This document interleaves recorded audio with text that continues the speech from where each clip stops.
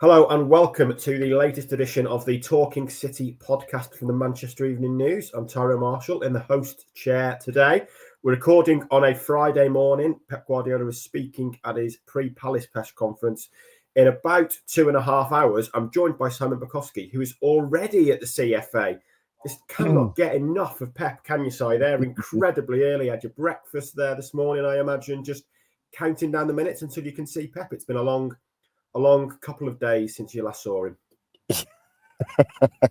I just, I love everything about the football club. Always like to get here early and just speak to people, see what's going on. And I'm also delighted that we're back, because sometimes we say we'll be back later in the week and we're not. And then people don't get an explanation. But we are back. We're back too this week, which is always nice. We are. Our word is our bond, people. We said we'd be back, and just like Arnold Schwarzenegger, we are.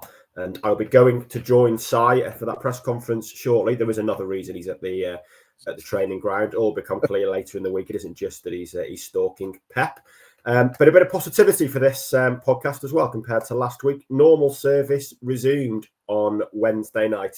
A 3-0 win against Nottingham Forest.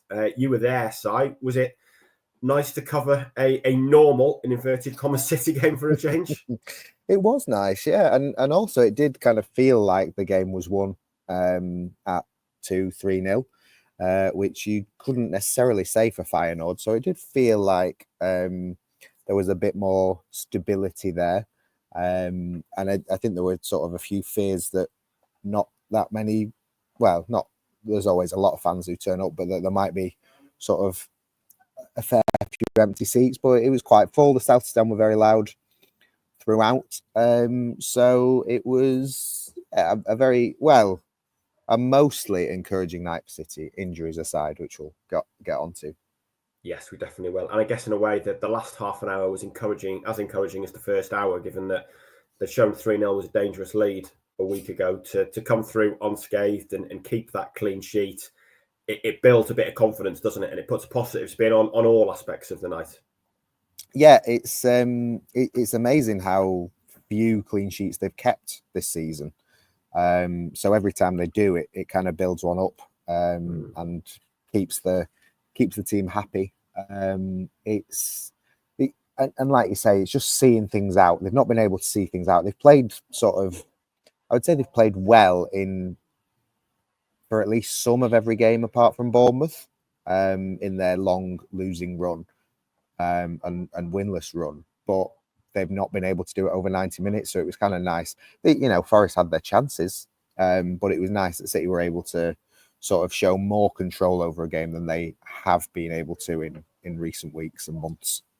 Yeah, and how close did it feel to kind of that City of old? I mean, I made the point on the podcast earlier in the week and wrote a piece in, and it felt like Pep had gone down such a rabbit hole in a way of trying to fix the various issues in his team that it started to look a very un-City team. And I was at the Emirates on Wednesday covering United, but when I saw the City team drop, I thought that looks more like a City team to me. It looks more like you can visualise that team a lot easier than you could some of the others. Was there a view of maybe it was kind of I don't want to say back to basics, but back to kind of what you expect from a City team and a Pep team? Did it play out like that? Did it look like some of those patterns of old? I mean, it's always a bit of security when they go to 4 centre backs, because you sort of think, right, that is the treble team. Yeah. And there was a bit of freshness as well with certainly when they started playing, and it was evident that Grealish was inside in the midfield. It was like, well, that's something new. But it's kind of, you asked Pep the other week, and it was something similar. Like, he keeps saying he's up for the challenge, and he's like, he wants to find the solution, and everyone keeps saying he will find the solution.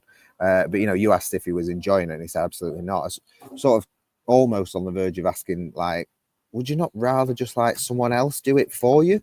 Like, this time you don't have to be the guy who solves it all, because something else comes along that helps you. And it felt like Kevin De Bruyne was that person on Wednesday night, who came back into the team, and the whole midfield, like, I've not seen energy in that energy in that midfield for almost all season. It felt like the first 20 minutes of the Arsenal game, they were zipping about everywhere, and they've just not had that. and it made an instant impact on the team and also an instant impact on the crowd, who were like, right, this is something to go at. So it changed the whole mood in the stadium, really. Yeah, and where did that energy come from then? Was it as simple as bringing De Bruyne back in? I think it, from I've seen the extended highlights, you were there. It felt like a reminder of kind of what he can bring. It's been a very slow integration for him back from that injury. The injury's gone on longer than anyone expected. In a way, it feels like almost he's been written off in the last few weeks. This was a reminder of his quality, but you don't always expect him to kind of bring that energy and intensity. But by the sounds of things, he made a difference, maybe off the ball as well as on it. It's one of those things you can't say that had De Bruyne not been there, that there wouldn't have been the reaction, because maybe they were in a better frame of mind and maybe they thought that something had to change after Liverpool. But it felt, with De Bruyne there, this feels like a different team. This feels like a different mood. And, he's not the player that he was when, he 5 or 6 years ago, but he's still the best, one of the best players in the league, if not the best player in the league, when he plays. And even just like Haaland dropped back a lot more, and again, you could say he's been told to do that to get more involved regardless of De Bruyne, but it made such a difference just having someone always looking to play Haaland in. Haaland just seemed like automatically more after a goal because there was someone who was always trying to find a way through to him, where people just haven't been able to do that in the way that De Bruyne does. Yeah, and in a way, I was going to touch on Haaland. I mean, it seemed evident that he was getting involved in the play a lot more, coming deeper a lot more. We talked about what a difficult afternoon it was for him at Anfield, and we didn't get a sniff. And it's those sort of games at Anfield when you look at it and just think, you almost think this is mad that this City team and Pep is playing with such a number 9 as Haaland, who never gets involved because it's so anathema to everything he believes in. And I mean, it was interesting that he suddenly was a bigger part of the build-up, but it was just tactical for this game. We'll see. But in a way, probably also encouraging that he didn't score and City still scored 3, because it was a big part of the post-Liverpool debrief that without Haaland, you kind of wonder where on earth are the goals going to come from in this team. Yeah, and it was also part of the Liverpool debrief that people were saying, well, what does Haaland actually bring? Why do you have him in this team? You're like, he scores more goals than any other human in the planet. Like, when Pep's been asked, he's like, ask any team, would they want Erling Haaland in their team? And they'd say yes. So, that's not to say that he's been brilliant in this run, but Pep made very clear in his press conference the day before the game, without being asked, he was like, if we'd have had 5 goals or assists from Kevin, from Phil, from Jeremy, from Savinho, from like all these midfielders and wingers that have contributed nothing in terms of goals, if we'd had just a few from them, we'd be top of the league. So when you see a routine win over Nottingham Forest with 3 goals and 3 goal scorers who are not Erling Haaland, you're like, yeah, a team that does that can be challenging for the title. Yeah, and that's the thing, because you know that Haaland will score. You know that Haaland will come good.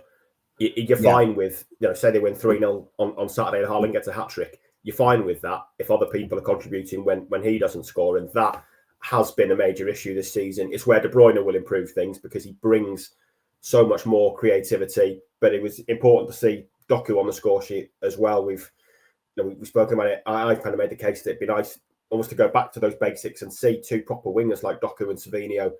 But the problem with playing them is, as entertaining as they are to watch and as great as they are to watch, there's been just no end product. And it's kind of been baffling in a way that you can have 2 wingers like that who haven't been contributing. So to see Doku get on the score sheet is big. And you feel like if those 2 especially can really find a bit more end product in the final third, it can make a real big difference to City's season, can't it? Yeah, the worry was, as Doku got better and better as the game went on, was that he had a game last season against Bournemouth quite early on where he got 1 goal and 4 assists. And then those were basically all of his goals and assists for the season. Just like he'd done it all in one game. Yeah. And as he got sort of terrorizing the Forest defence, you're like, no, save a bit for Palace at the weekend. Like, carry on. It was, but pleasing to see that. And also, he could have passed to Haaland for the goal and didn't. And that, again, is something that, you're quite happy to see. You want your wingers to be taking goals off Haaland because, like you say, Haaland will score. So it was a very encouraging night for the attack, and also, a decent, very decent night for Jack Grealish, really. Pep was sort of very bothered by the criticism of his relationship with Kevin De Bruyne after the Liverpool game. You had Jamie Carragher, you had Gary Neville, you had Gary Lineker, you had Micah Richards all piling in saying, oh, there's a rift, there's something going on. I thought the most stinging criticism of City post-Liverpool was Shay Given, actually. I don't know if you caught it on the radio on Monday night, who accused Pep of turning Jack Grealish into a mannequin and said he'd been playing him out of position ever since he joined City, which, is quite the accusation from a former City player. But, Given knows Grealish from his Villa days, and he knows Villa Jack, this kind of mythical figure who ran every game and scored 80 goals and provided 100 assists every season. But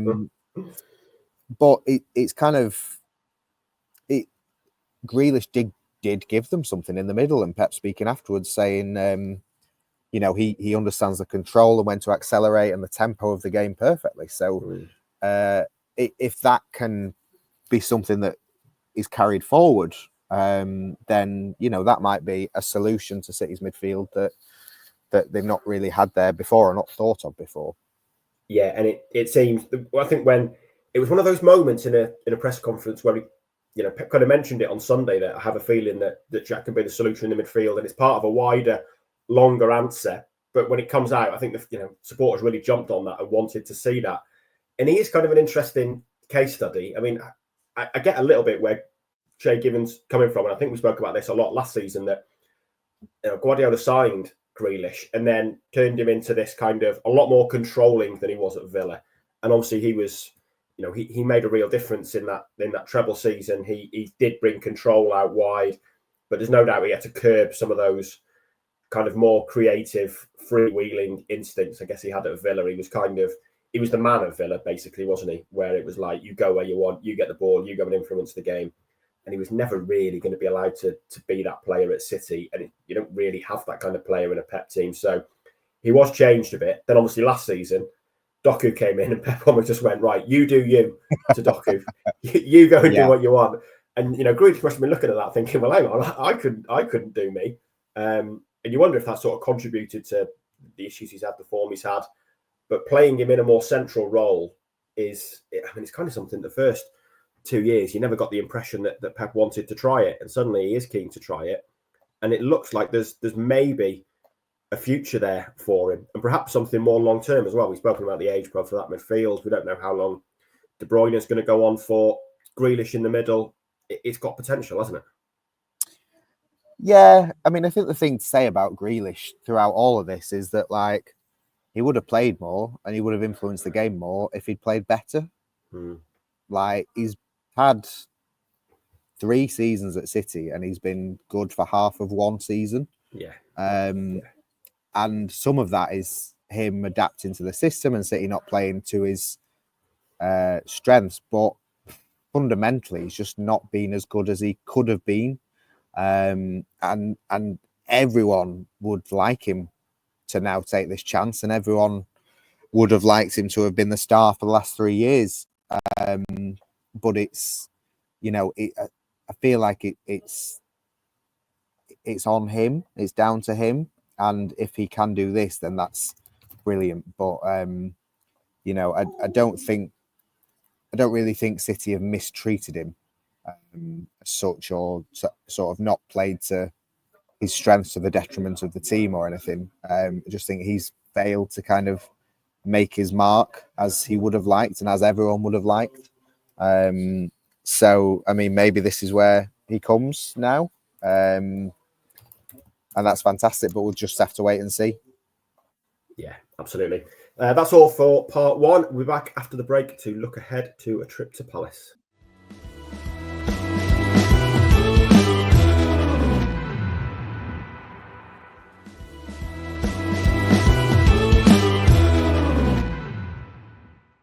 Welcome back to the Talking City podcast. Crystal Palace away on Saturday for City then. A chance to build some momentum. I think it was a week ago in the pre-Liverpool press conference when Guardiola said that beating Liverpool would change nothing and that we need 10, 11, 12 wins in a row to kind of change the mood and make an impact. They didn't beat Liverpool, but they did beat Nottingham Forest.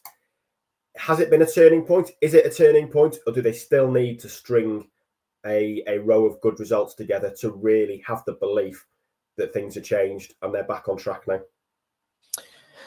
Well, it was interesting listening to Pep after the game and sort of seeing his demeanour. His demeanour was not one of a happy man. And he was quite agitated during the game. Some of that was down to City's kind of slack play. But you kind of couldn't help but feel that he was more concerned and worried by the injuries he picked up than he was happy for the result. And, he was asked quite a lot, what's changed? What changed tonight? What was different? And he was like, nothing other than the result. Like, we played the same, we just won, and other games we didn't. And you're like, right, okay. And understandably, you'll want to he's been defending the performances throughout, but it was when he was talking about the injuries and he was kind of like, yeah, I'm sad for Nathan. And Nathan Ake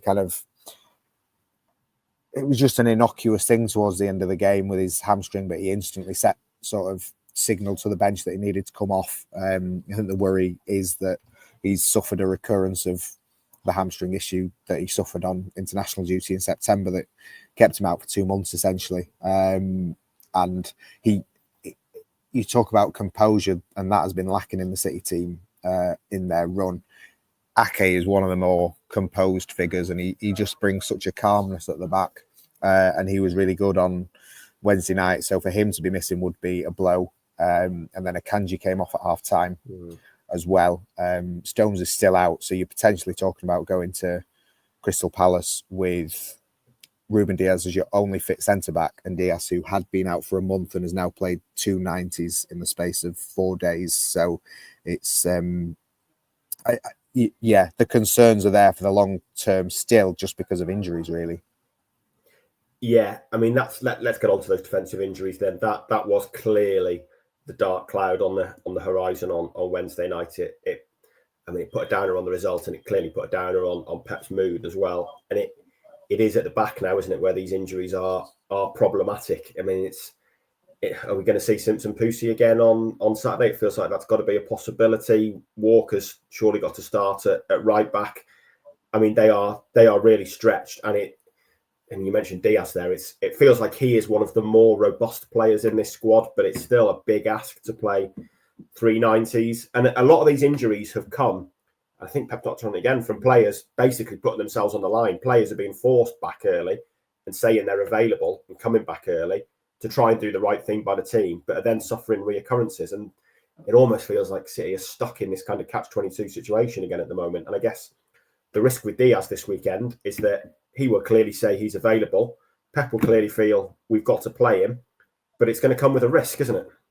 Yeah, I'm sure the medical team will be speaking to Pep about the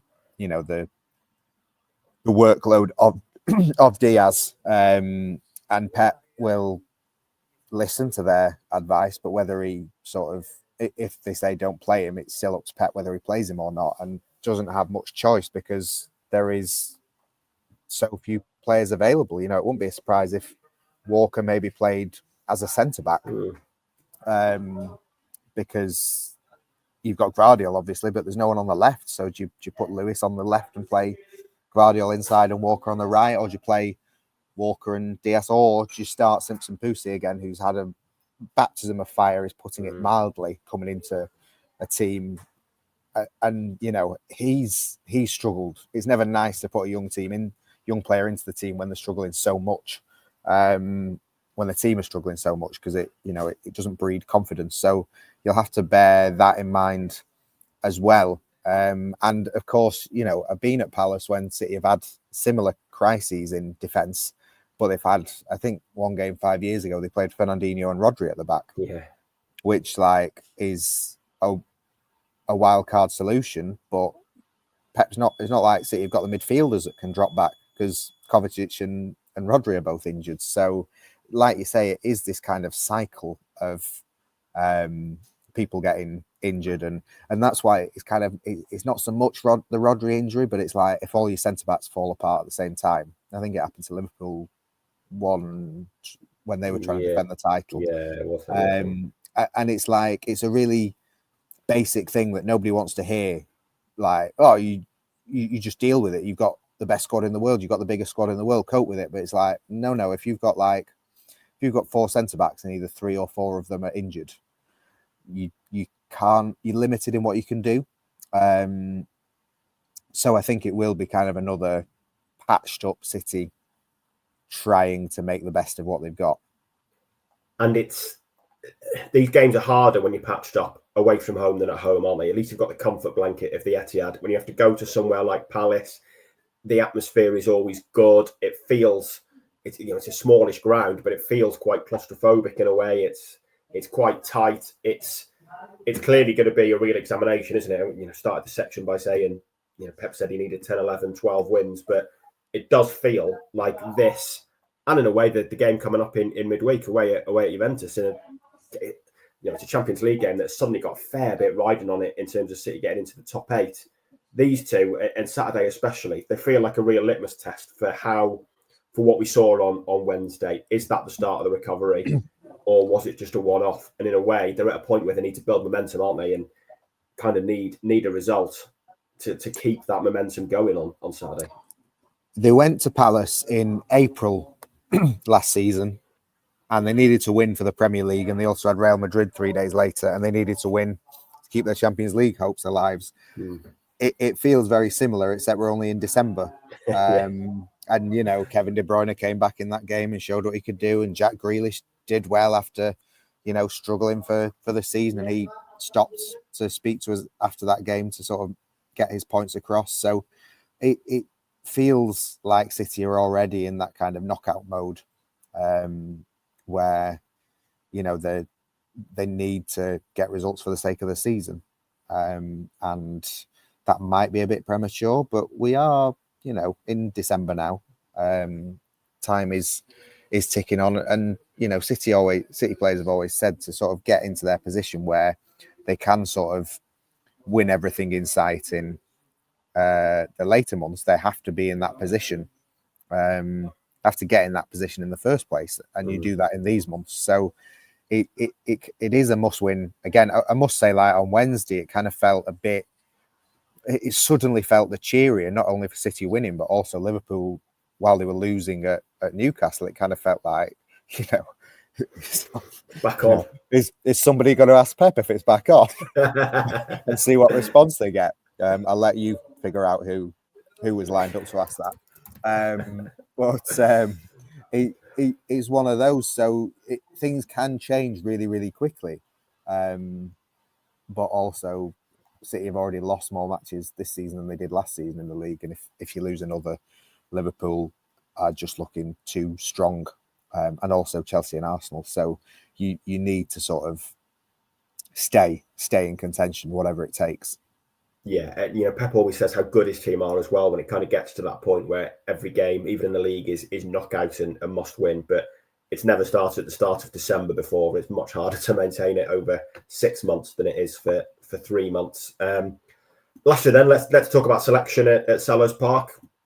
I mean, obviously there's got to be a couple of changes. You'd think defensively, we'll find out more from the press conference. But what else happens? And I guess the two of the key issues: Jack Grealish through the middle again, and is Stefan Ortega the number one now? Yeah, Ortega's interesting, isn't it? Was brought in for Liverpool, the biggest game of the season. Guardiola says, no, Ederson's my number one, but Ortega might continue. It feels like because City is still sieving chances, that Guardiola kind of thinks an elite shot stopper is more important to the team at the minute than Ederson's elite distribution. Ederson's obviously kind of better than a lot give him credit for at saving, but Ortega's very good with his feet as well, so he's got that going for him. So it does feel like doesn't feel like Ortega's done anything to think he should be dropped. So I think I'd probably go with Ortega against Palace, but we'll just have to.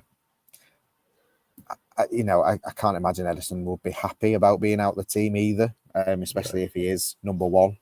So I think he'll probably go with Ortega, and then I'd be tempted to go with De Bruyne and Grealish again. Helped by the fact that Foden would want to play in the middle, but Foden's been out. He was out with bronchitis in midweek, so he's not been his best anyway all season. But I don't think he'll be at his fittest, even if he's available to travel down with them and play at Selhurst. So I'd be tempted to say, to the group of players who got them through Wednesday night to go again. Maybe Savinho comes in or something like that. But I think it'll be mostly the same, and I think they'll be looking for the Kevin De Bruyne charm to continue to work wonders for them. Absolutely, we will see. You will be there, Si. We'll have you covered once again from Selhurst Park. That's all for today's recording. We'll be back on Monday probably for another podcast as well. Not sure who it'll be. Maybe Joe will come in for one of us, but we will find out. And 2 of the 3 of us will be back. Like I say, our word is our bond. So keep an eye out for us in your feeds on Monday and Tuesday. Make sure you are subscribing to the podcast and get them whenever they do land. And give us a like and a subscribe. That's all for now, and we'll speak to you all next week.